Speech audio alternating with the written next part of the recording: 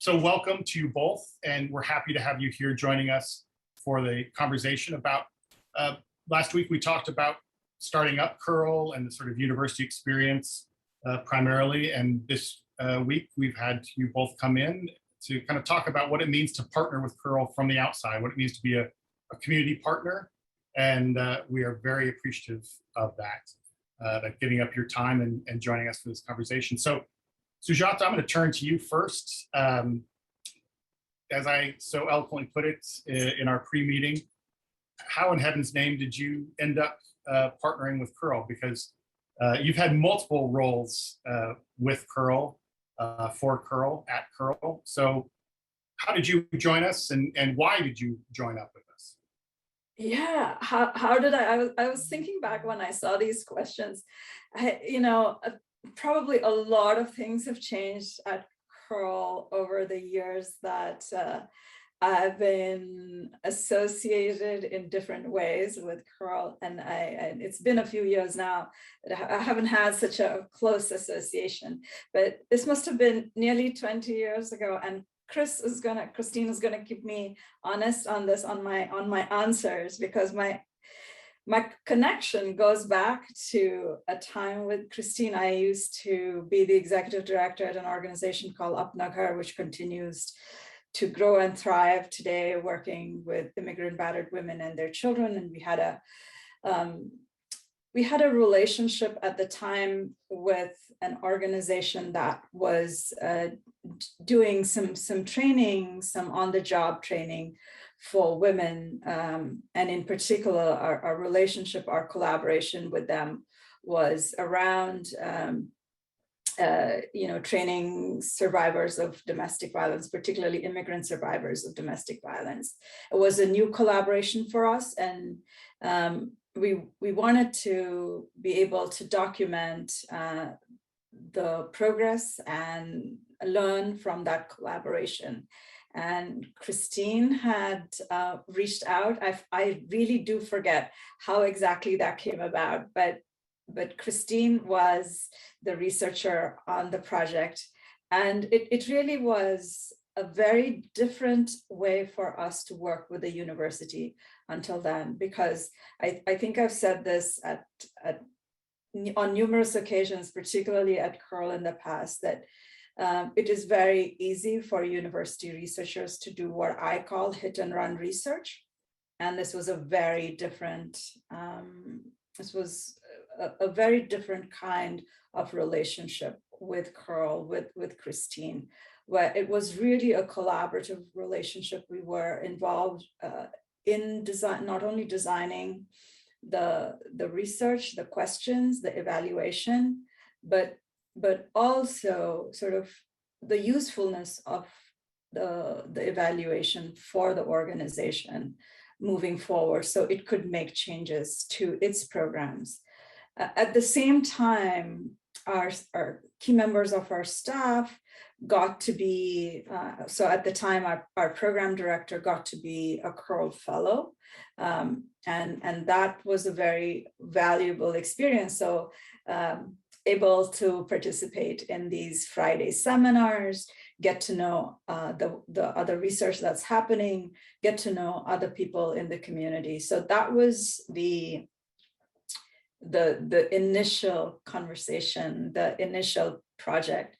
And of course, we continue that relationship for much longer, even as I moved on to other positions and other work.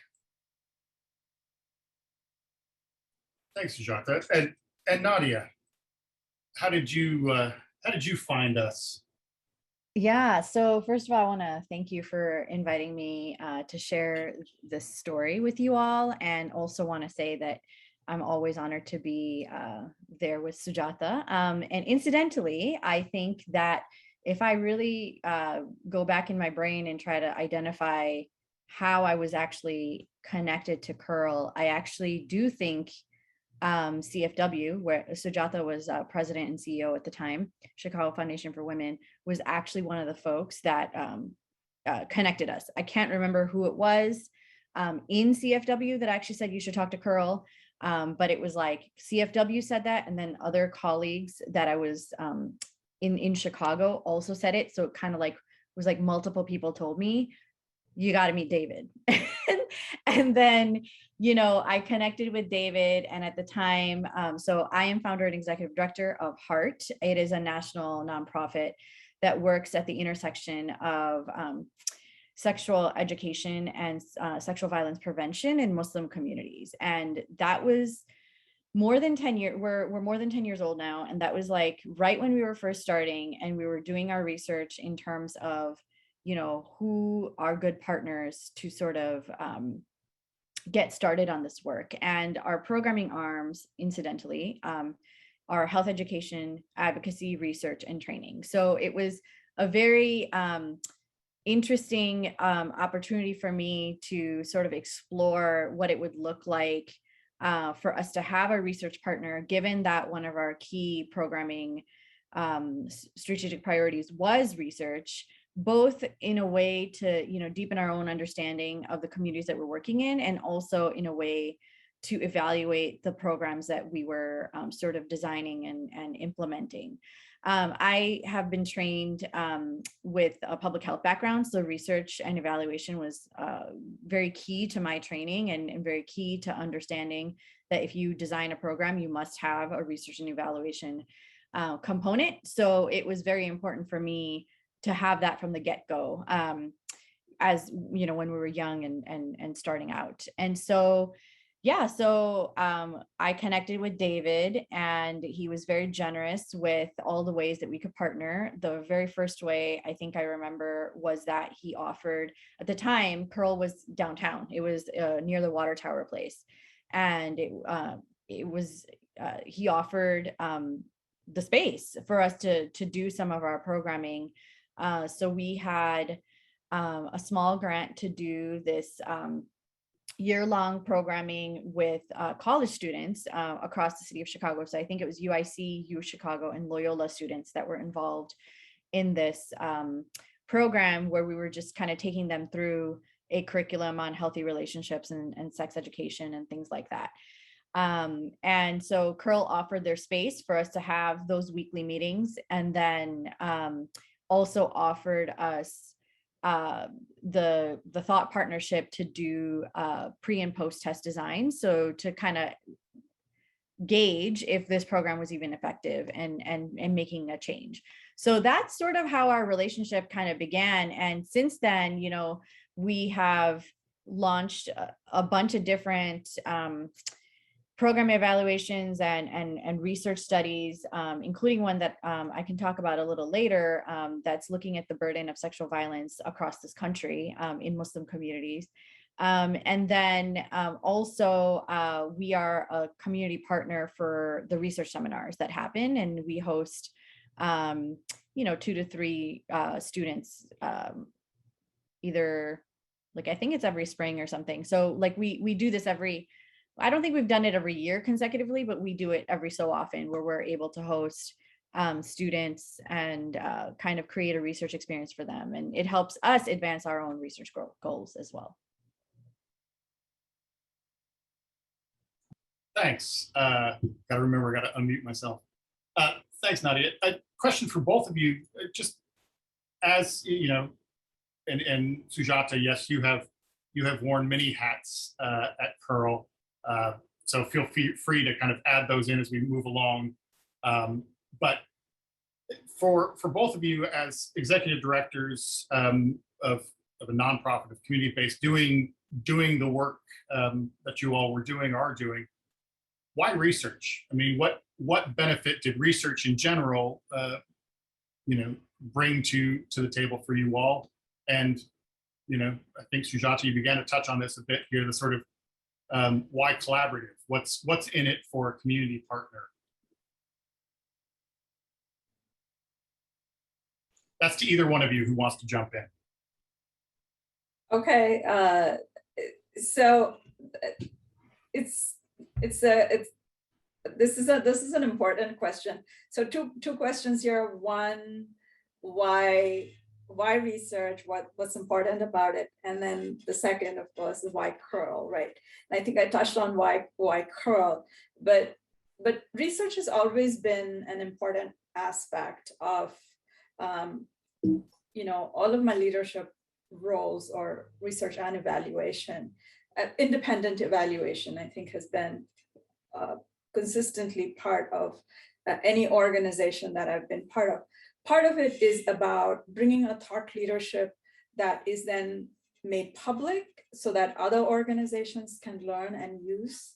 It's also, and then I think that is one of the key pieces for the places that I worked at. For me, that was important, not only because of my background, being a scientist and so on, but it really helps to have an independent evaluation, to answer a question that might be useful to other folks as well. So that sort of is why it was important.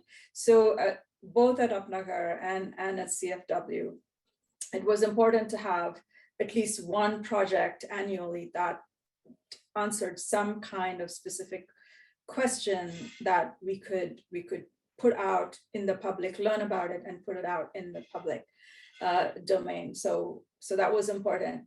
As I mentioned, or as I touched upon, it was also an issue that in some of my prior experience at Upnagar, we'd had researchers who were really interested in advancing their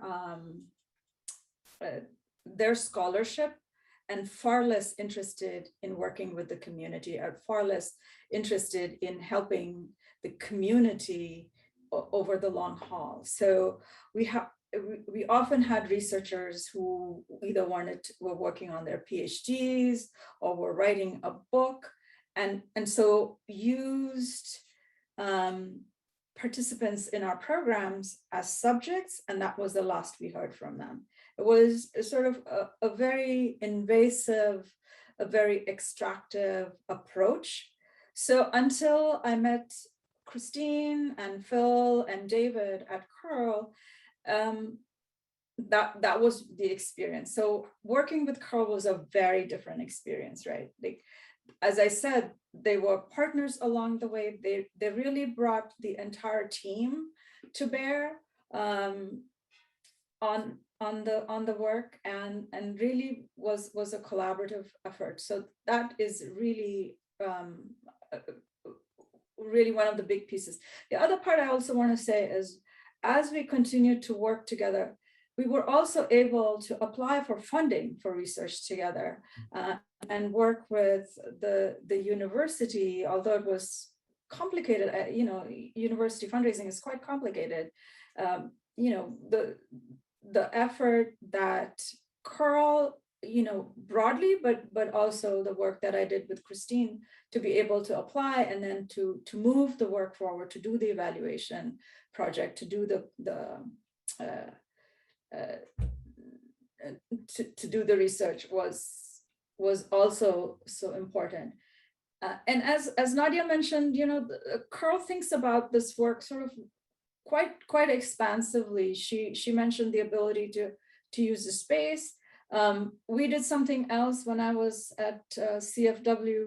We were able to work with Curl on a project where we offered training around doing evaluation and research to our grantees, to a group of organizations, which then went ahead and worked with Curl on specific research questions for themselves. So it's sort of not a one-off.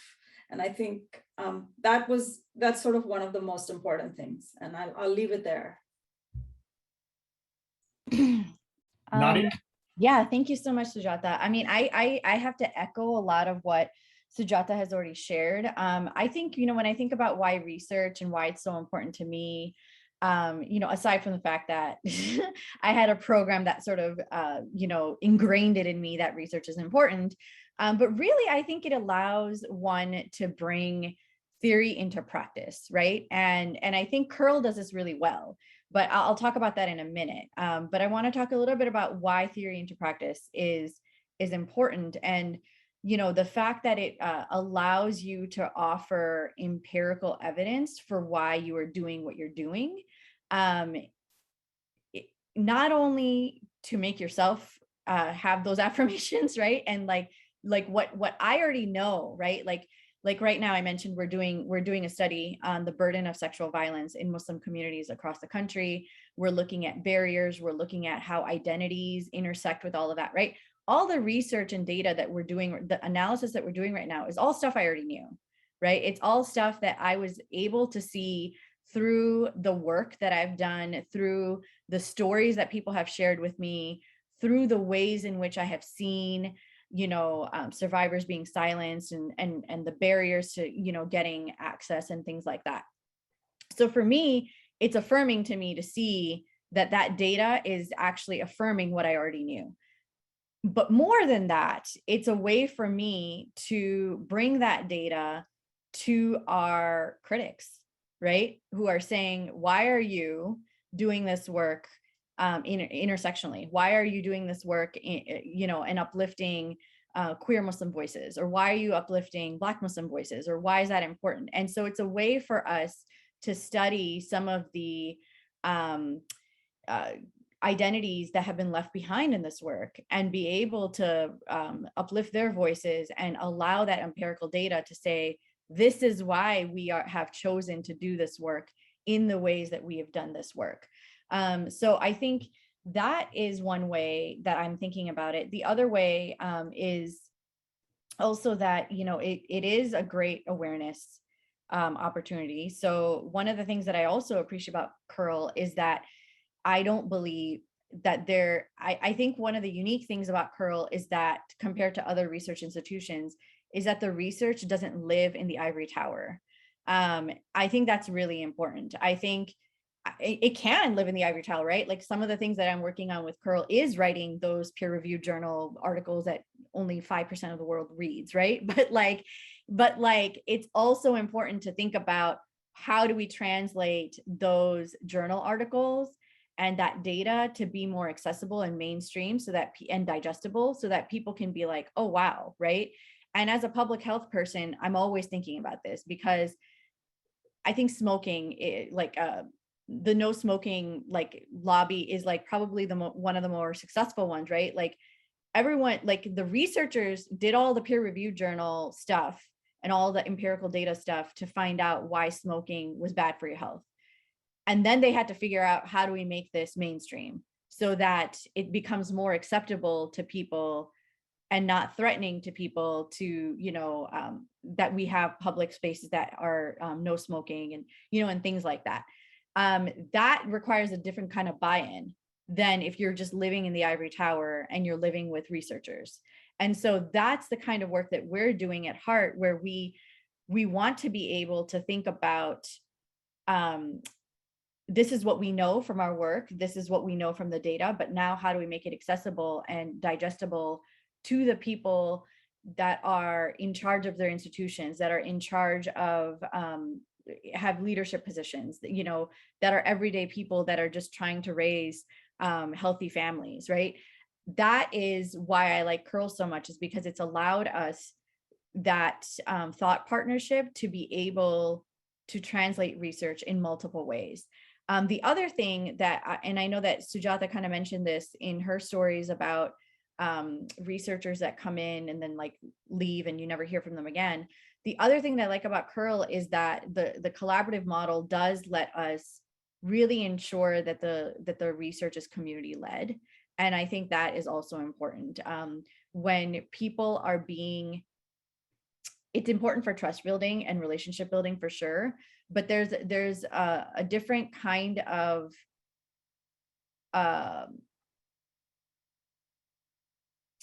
there's a different kind of trust building that happens when you see researchers that look like you, that you've been interacting with in other ways because of their programming, because of what they've offered you, and then be asked to participate in something that is helping advance the work in the communities. Fascinating. Thank you, Nadiah. I wasn't necessarily going to go this direction at this point in our time together, but I kind of feel like I need to. While Curl is practically, like Mary Poppins, practically perfect in every way, what have been some of the frustrations, pitfalls, struggles of working with Curl or any other university you want to pick up? No, of working with Curl, doing this research.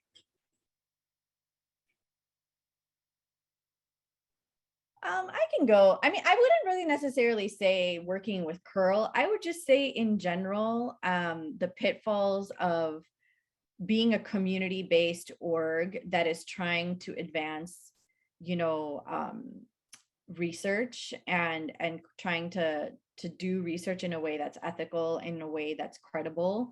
I think one of the frustrations that I have is just funding. I don't think there's enough funding out there for this kind of work. And David and I have tried to collaborate on a number of different grants and approach, in big grants, right? Like you need big money to do big research. And so I think that's one of my biggest frustrations is just because research lives in the ivory tower, it's really hard for non-ivory tower folks like me to come in and say, I want to do this research. Even if I have a university partner, it's often a hard sell at times because they're looking for very specific, they're looking for the people with like the 25-page CVs in the specific field that we're working in and, all of that kind of stuff. And so that sometimes I think can get a little frustrating to get the kind of the money that you're looking for. And I think that's one of my biggest frustrations is just I want to be able to make it big when it comes to fund. Like I've been able to, hustle for the funding for all the other kinds of programming arms that we're doing at heart. And I think that research is still the one that's kind of lagging behind in terms of having a dedicated budget towards it. And again, I'm really grateful to Curl for, their generosity in continuing to partner with us over the years and trying to figure out how can we make this really big idea into something that works more with the capacity and the resources that we have right now. Thanks. Sujata, your thoughts on pitfalls or problems along the way? This is a tough question for me because I really besides the obvious of money, of availability of funds that Nadiah mentioned, it's a hard question for me because I don't think it's really any downside from your end. It really has been from our end, I want to say. The capacity, the availability of folks from our end. And I think about a recent project, as recent, when I say recent, it's already 2 or 3 years old. This work that it was more developmental evaluation is what I suppose you would call it, that we were trying to do with Curl in the community. And it was a very new project for us at the time. And we had brought in Curl right from the beginning as we were beginning the project. So that was important for us. So they were there at the beginning. But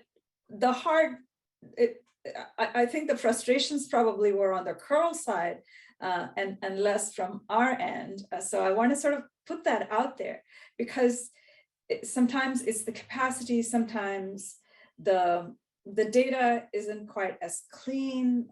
Sometimes you learn different things. So there's probably the difficulties end up on the Curl side and less from our side because trying to fit it all in, I think is sort of the bigger issue. And like I say, it's not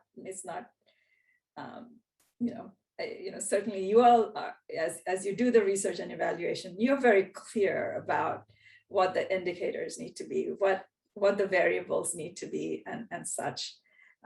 What the time, the design is there, like the execution of it sometimes can be the issue.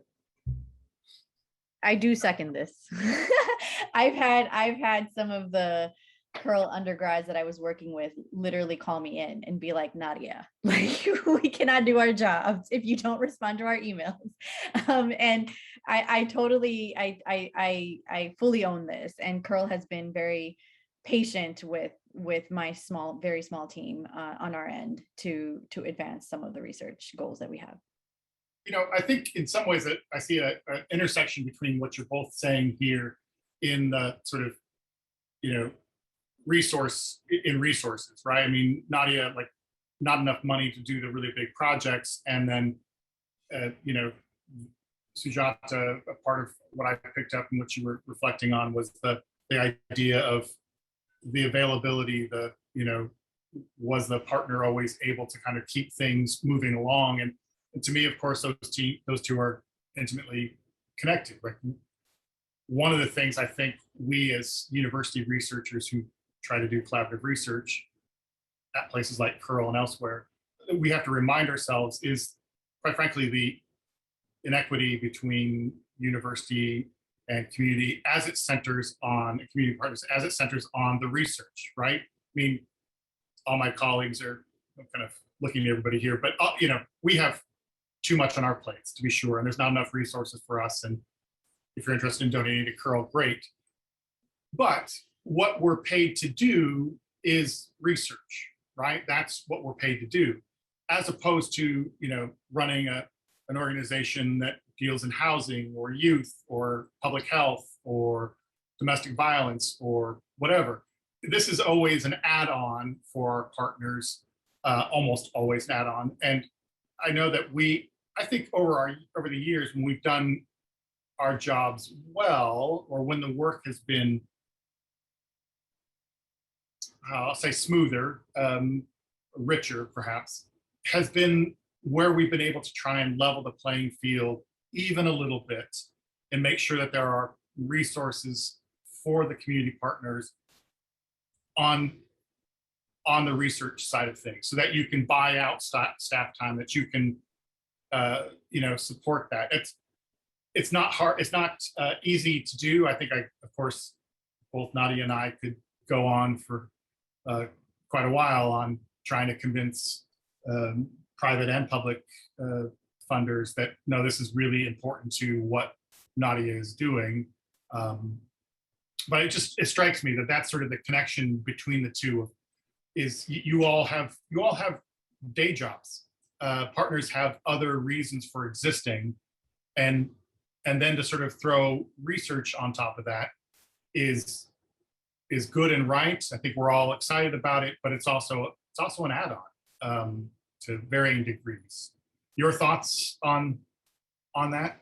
To sort of making your community partners stretch even more to do even more work.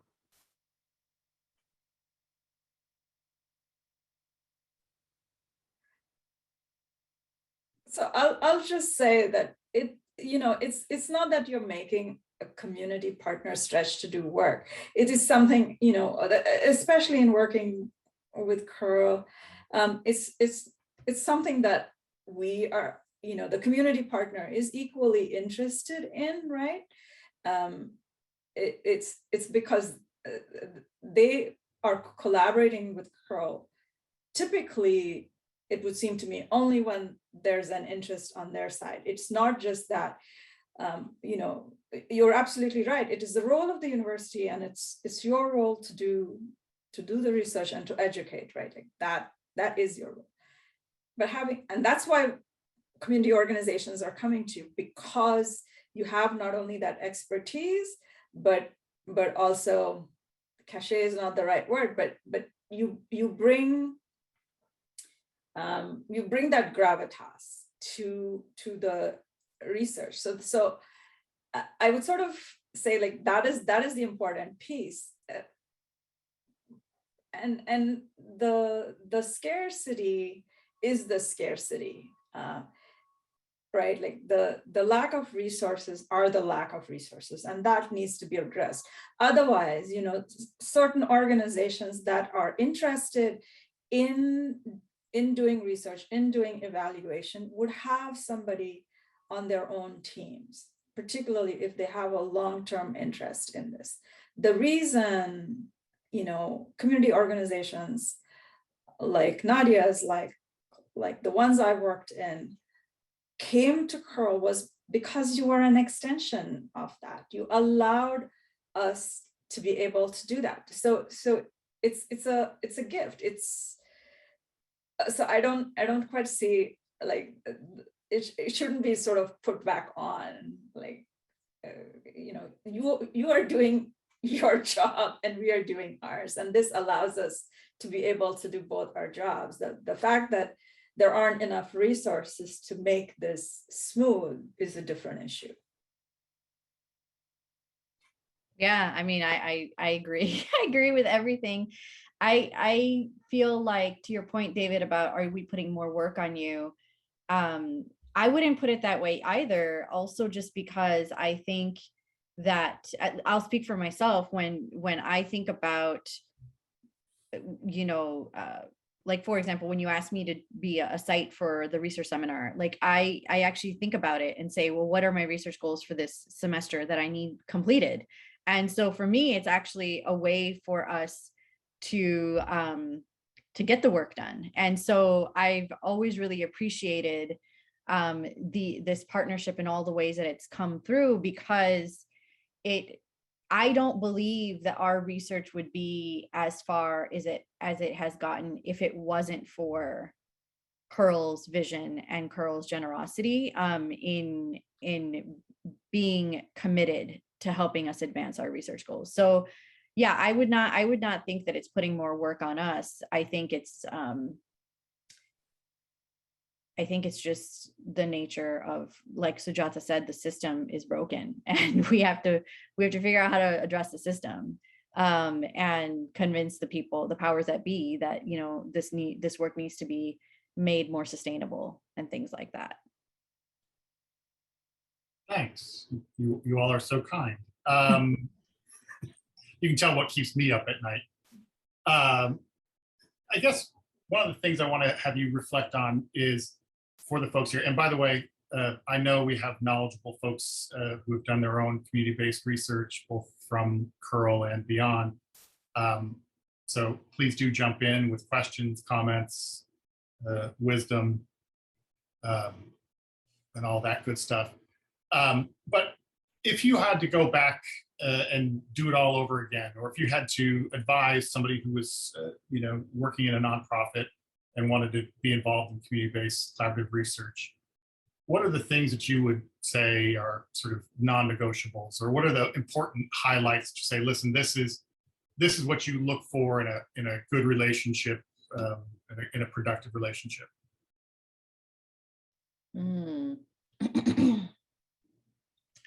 That's a really good question.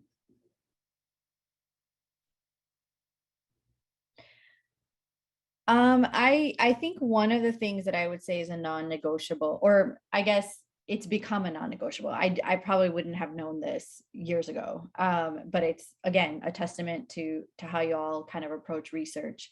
I think one of the things that I would say is a non-negotiable: find a partner that is allowing you as the community partner to be the lead voice in the research, right? So I think what's really cool about Curl is that, I'm able to say, like, here are my research goals and what we're interested in studying.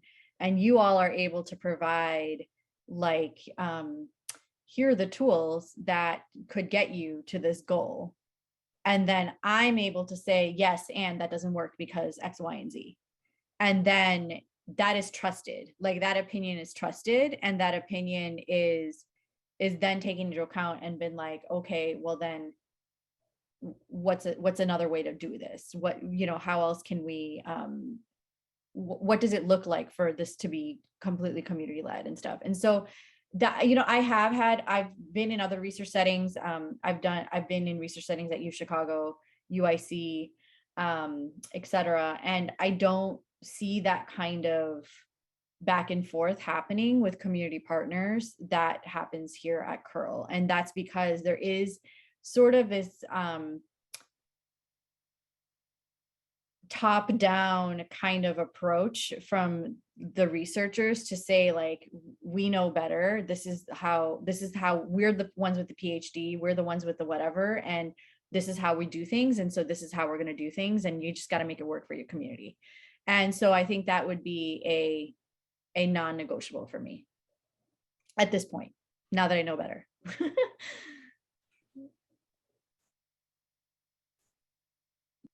Sujata, what about you? What advice, what's non-negotiable, what's key to making something work? So even before non-negotiables, I think one of the things that, you know, most community partners lack is just knowing where to go and who to reach out to. You know, university researchers may have, you know,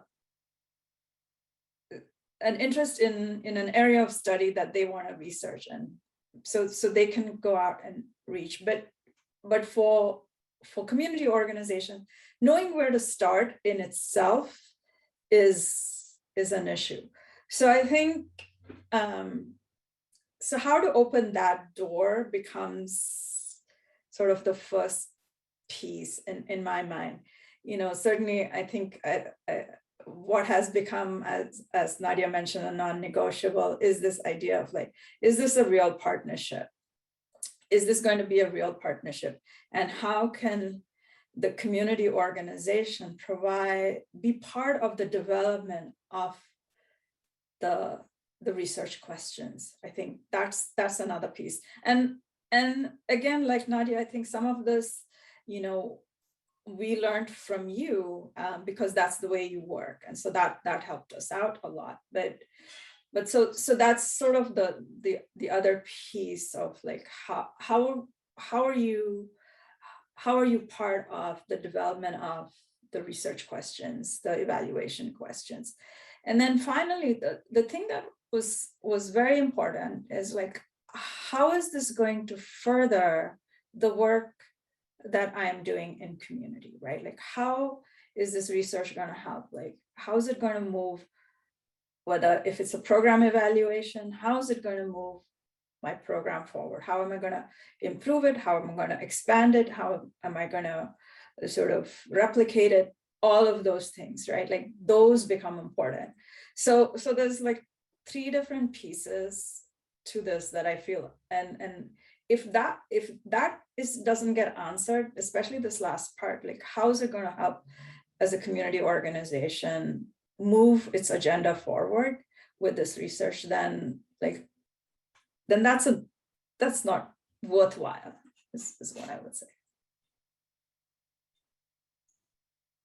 Yeah, you know, it's over 25 years, it's been interesting to try and figure out how to bring two worlds, or multiple worlds, but broadly speaking, university and community together. We joke / not much of a joke that we're not, the non-joke is, number one is not every research needs to be collaborative, right? Like, there's lots of really good research that won't lend itself to it, that doesn't need to be done that way, and the like. And the other, of course, I say somewhat jokingly but firmly to particularly university partners, you know, not every researcher, university-based researcher should be involved in community partnerships. It's not for everybody. Like, we're not all, shall we say, hardwired for this sort of work. There has to be, and I think this is changing, but in general, higher ed, and in specifically PhD programs, I mean, historically, hundreds of years now, have been about very individual taking on and and learning and taking that sort of knowledge and contributing to the greater body of knowledge by that individual's work as an individual. I mean, talk to anybody who's been through a PhD program, it can be a lonely existence as you're writing your, as I refer to it, your book report. So not everybody should, and the system isn't designed for that.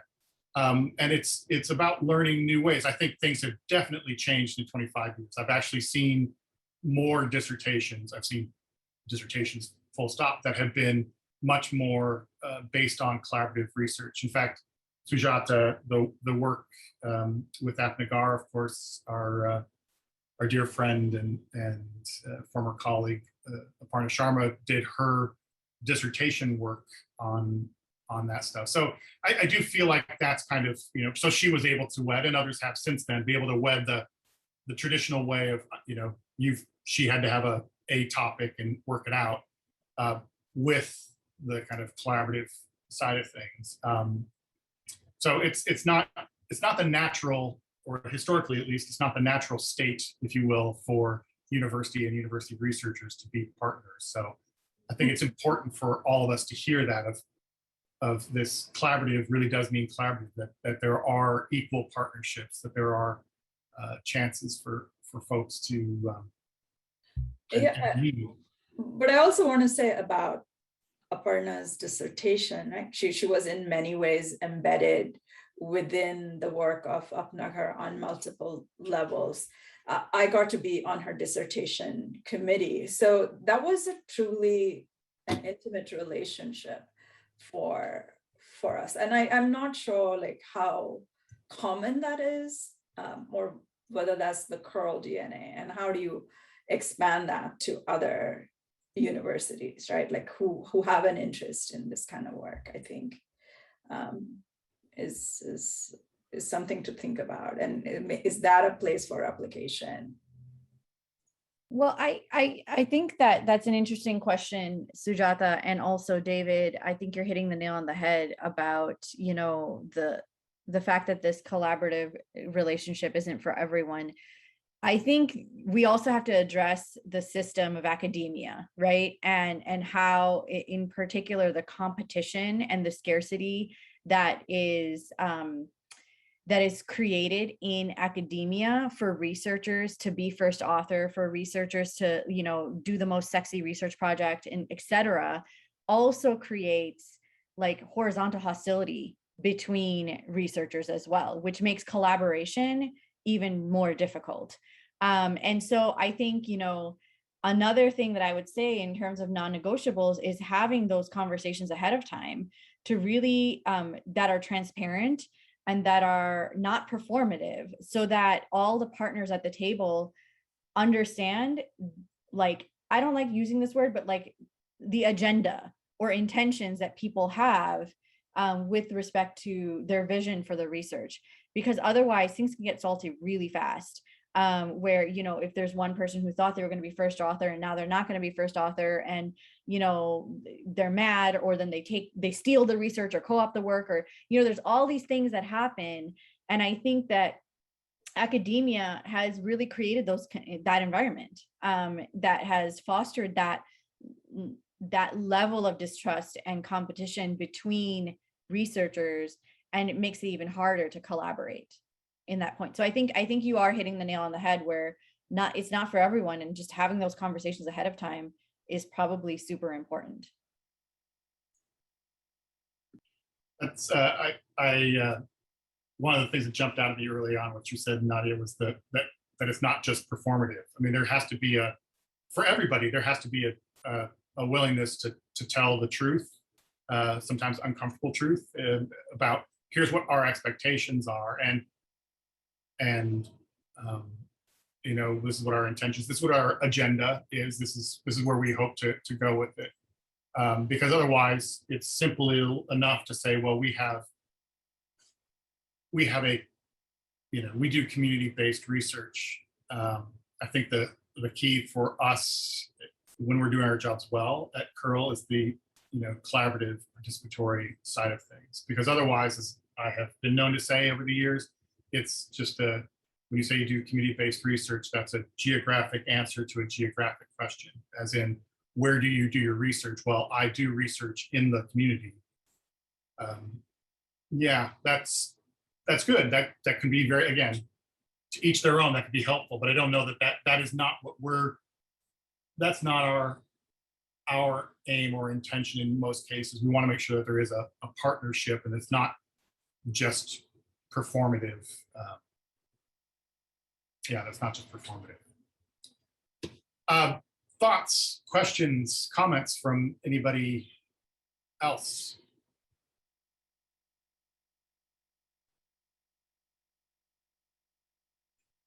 While I drink from my oversized coffee mug.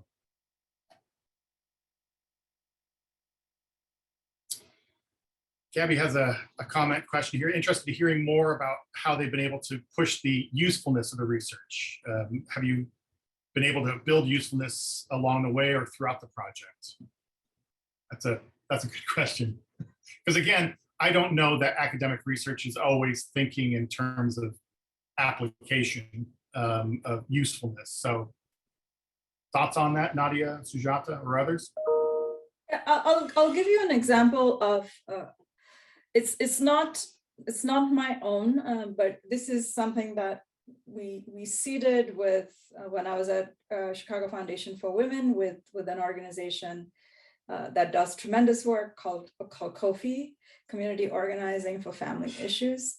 And again, Christine will tell me if any of this is wrong, but one of the things they did was really that they worked with Peril to build some questions around research to understand the impact of fines and fees on families, on the economic impact of families.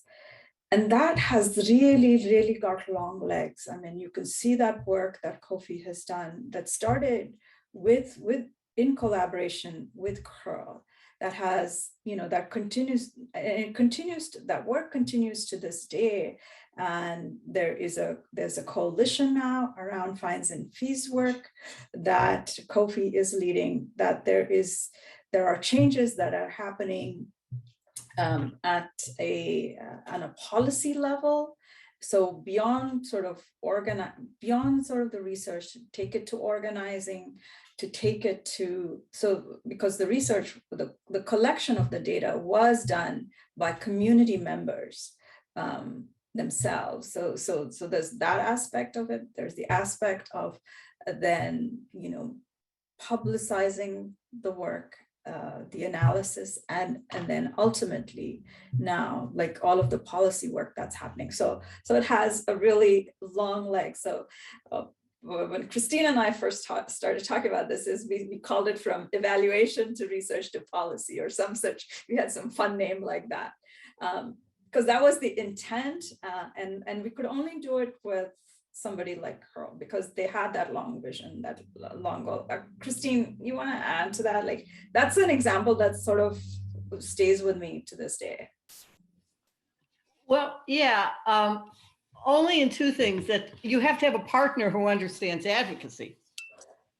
Because what was clear is Kofi had a really good understanding of that, and it fell into their agenda. And actually, our research wasn't on fees and fines. Our research was on what the economic reality, how much income they had, and what did they, and what were their expenditures, and fees and fines came out as one of those things, and the different organizations in Kofi, I mean, they have these regional organizations. There were other things in that research, and they picked up on other things. So the Chicago people picked up on the fees and fines. And so what I'm saying is that they were in on the analysis, not only gathering the data and asking the questions, but strategizing and seeing what was relevant from them and what were the things they could then push with the different institutions that they were part of, whether that was state government. I mean, the policy was part of. So Yeah, you really have to have an organization or build the capacity of an organization to think that way.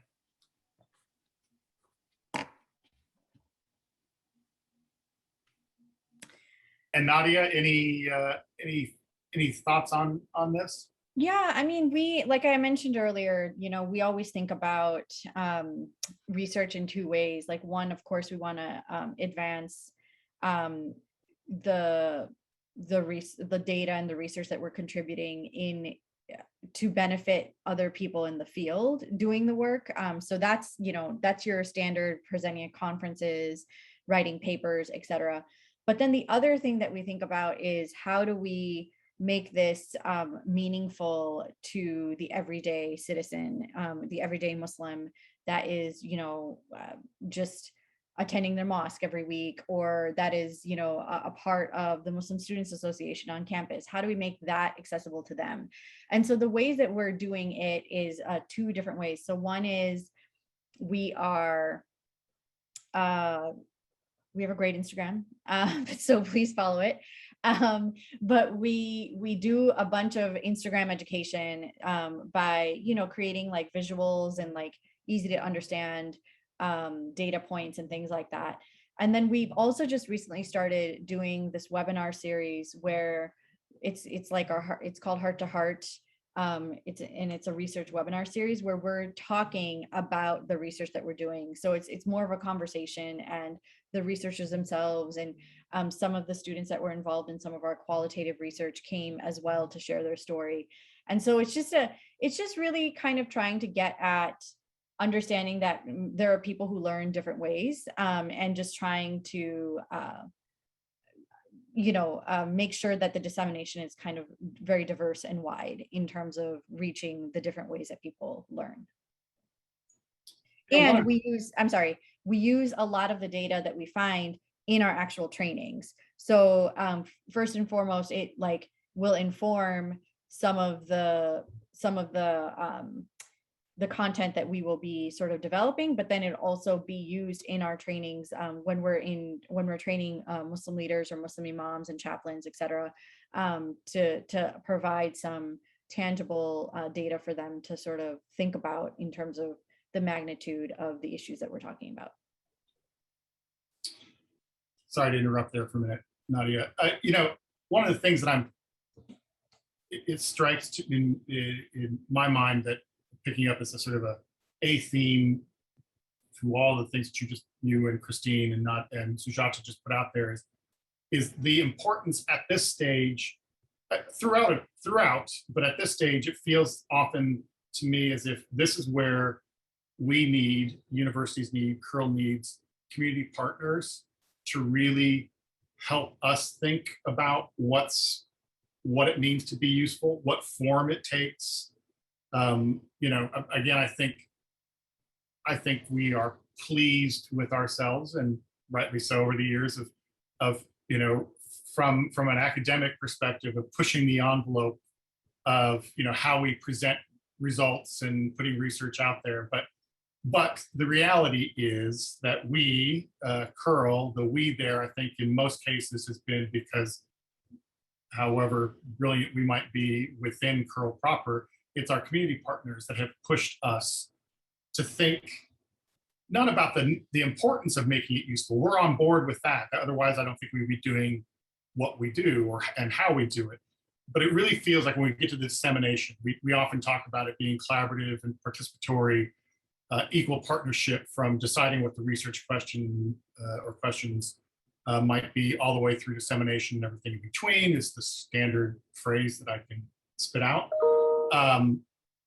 But it really, when you get to that dissemination, I feel like that's where it clearly, we look to our community partners, whether they, as Christine knows, talk about, believe in and are committed to advocacy in some form, or simply just sort of say like our audience, here's where our audience is going to be, and therefore, how do we collaboratively figure out how to get that information to them? It's really us following the lead of the community partners, much more than our own brilliance of, hey, Yes, Peril does have an Instagram.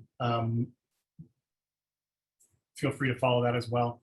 But Nadiah's is much more interesting.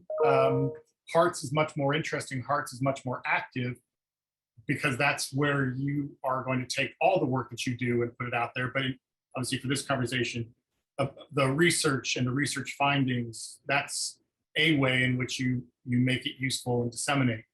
On our own, I don't know that we would have always gone in those more creative directions. So Colleen's asked us a question here that we could devote a whole seminar to. Perhaps we should. And how are you measuring the success of community partnership research? Thanks for leaving that. First of all, thanks for asking the question, Colleen. Second, thanks for leaving the you somewhat open to interpretation. So that allows me, at least for the moment, to slide off to one side and say, Sujata, Nadiah, how do you know it's been a success? How do you measure that? I was totally going to think that question was for you. I have a feeling Colleen wants us at Peril to say something on it. And I promise I will, but I'll let you all go first. I should clarify too, if measure is not the proper word, maybe defining success. Yeah. I'll just give one as a repeat customer, right? Like, so I've worked with Christine for nearly 20 years on a range of things. And as David mentioned, I've had a range of, I've been an advisor on the advisory committee. I've been on, like I said, dissertation committee, et cetera. But so that's a sort of a simple from a community organization's perspective, because there's a trust, there's a relationship that gets built, and I also don't want to diminish the fact that, and I know I'm picking on Christine, but other folks, Aparna, Gina, all of these folks that we've worked with have all understood the issues, right? Or have, like in Christine's case, has been an advocate herself. So there's some of that, I think, that has to be part of the relationship building. So I think that sort of leads, that's just one measure of success, is the ability to come back again and again.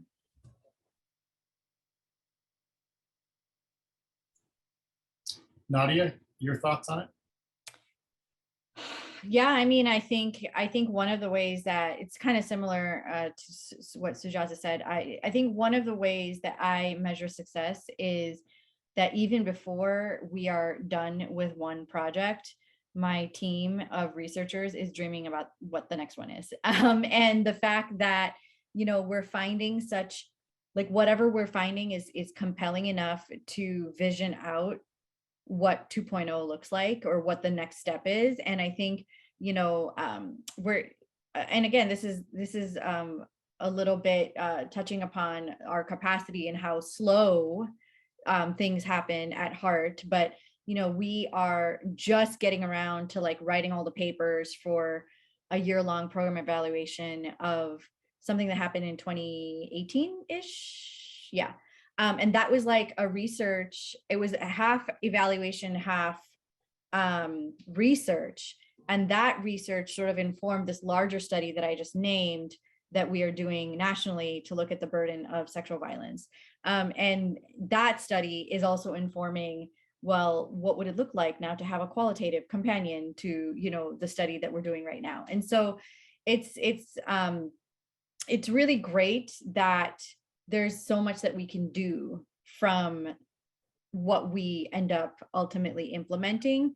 And it's not just like one thing and you move on. It's like, it actually, like, even this national study, like the PIs are already thinking about like how there's like 4 different angles that we can take with what we want to say about the research. And so maybe even more than 4. So I think that's what's really exciting to me, is just the fact that there's so many directions and so many important directions that we can take the research, and just having patience with that, of course, and recognizing that it's going to take a while to actually get all of those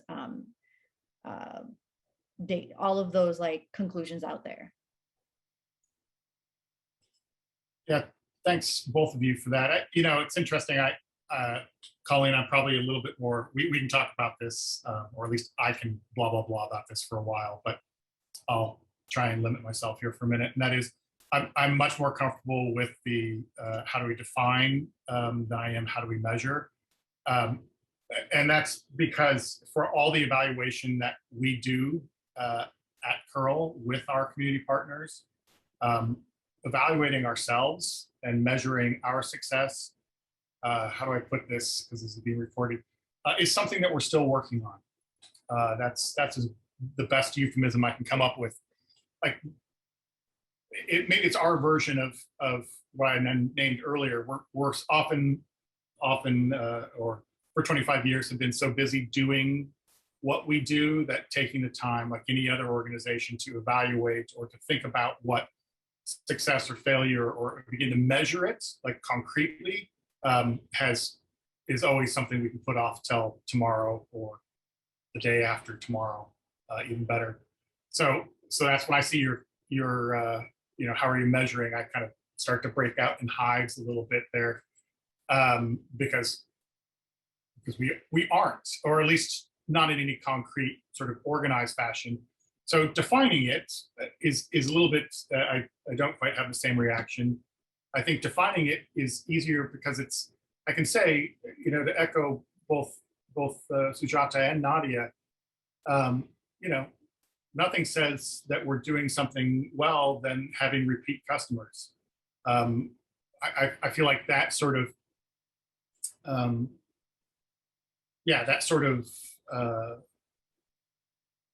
measure of success, that sort of compliment that we have developed a partnership and a relationship of trust, that people come back to us for the same topics or other topics is probably the one that I point to say, okay, we must be doing something right.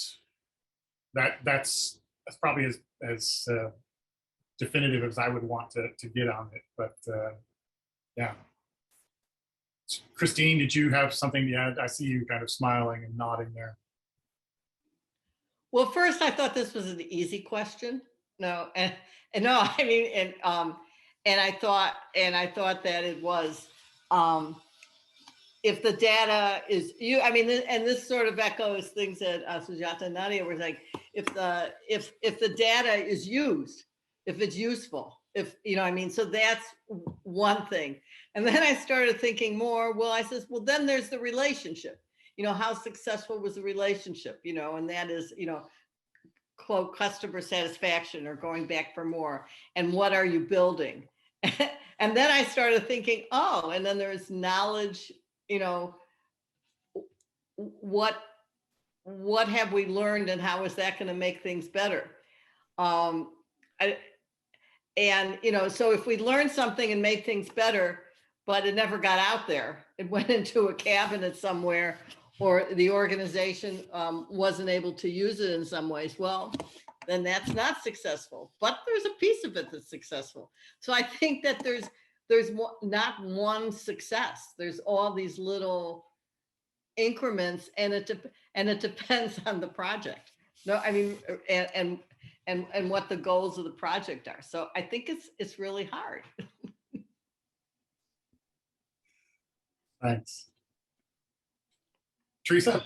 Yeah, I wanted to add something that too, like my experience with working with community partners is like kind of like what Christine said, there's so many different ways to define this. We worked with Jane Addams Senior Caucus and had like a really big press release for some research that we'd done and got media coverage. That's like another big thing, but that is not necessarily what every community partner needs or wants or is asking from us. Which I think is also really interesting. So I think that success and that measurement can be very individualized for different partners, different research questions, what the needs and wants and kind of expectations are for every individual relationship we have with our research partners as well. Yeah, Teresa, that spurs me to remember too, like as both Christine and Sujata have noted, part of what we have, I think early on, for the first few years of Peril's existence, it wasn't named as explicitly as it was sort of around year 5 or so, and then since then, that is what we're trying to do. Really is policy-based research and policy-focused research, and I stand by that. That is a part of what we're trying to do. One of the interesting, I think, and important caveats I would put on that is,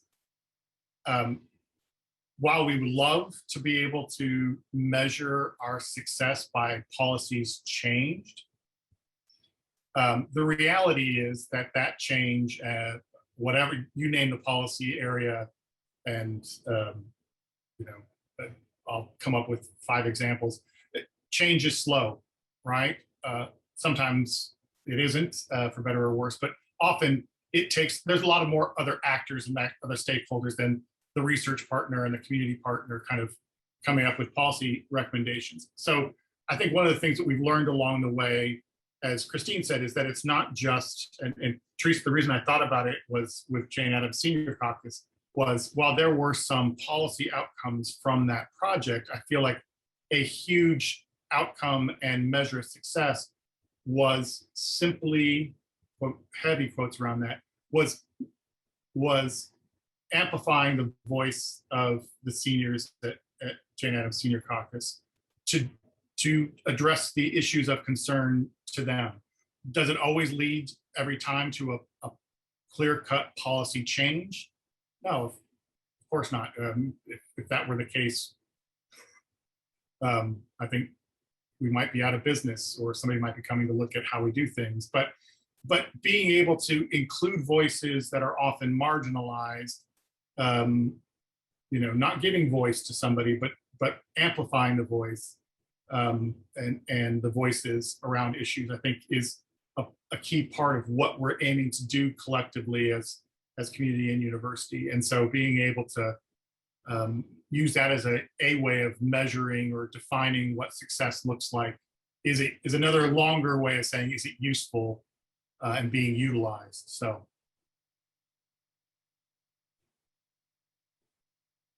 Other thoughts, questions, comments? I have another question. Nadiah and Sujata, what pearls of wisdom do you have for us? Because this is our 25th anniversary, and we're kind of using this as a moment to look back, but also look forward. What can you share with us that you like, potential for us to grow, potential for these relationships to grow, potential for what you've learned, that wisdom you'd like to share with us to when in moving forward?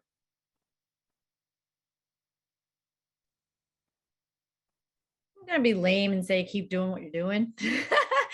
I mean, I feel like it's working, and I feel like y'all, I mean, okay, so I guess what I would say is, this is something Sujata alluded to earlier, is how do you institutionalize this model as a teaching tool for others? I think that would be something that I would invite you all to think about is I know we talked about this earlier, David, before COVID, when we did that thing at one of the universities. I don't remember what it was, but we talked about our partnership there and presented about it, and then it was like, how do we take this show on the road? And I think that is something that definitely needs to be considered. I do think it's unique, at least in Chicago. I can't say what's happening nationally, but I do think in Chicago, what I understand from all the other research institutions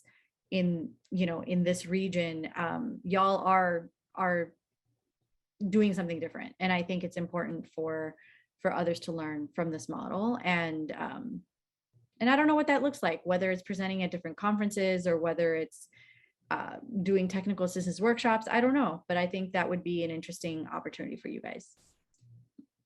Thanks. Sujata, I'll come to you in a minute, but one of the suggestions over the years is that we really need to make a sitcom about curl work. Not sure it actually flies unless you're really nerdy and interested in collaborative community-based research, but goodness knows we've got plenty of tales to tell, both from community and university. So, Sujata, your response to Teresa's question to us? Certainly a graphic novel of some sort. Excellent.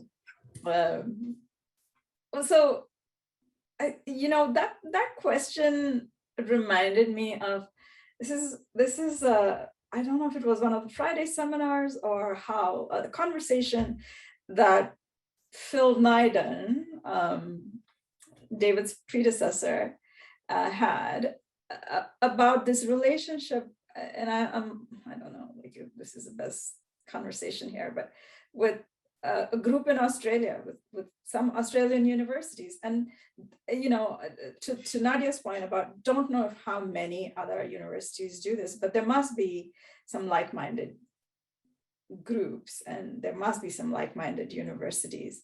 So how does that network grow and work? And how do you, to Nadiah's point, grow this across, right? But there are obviously other universities that across the world that do this. And as university folks, you really have like the privilege to work across these boundaries in different ways. So I wonder if there's an opportunity to do something there in a bigger way.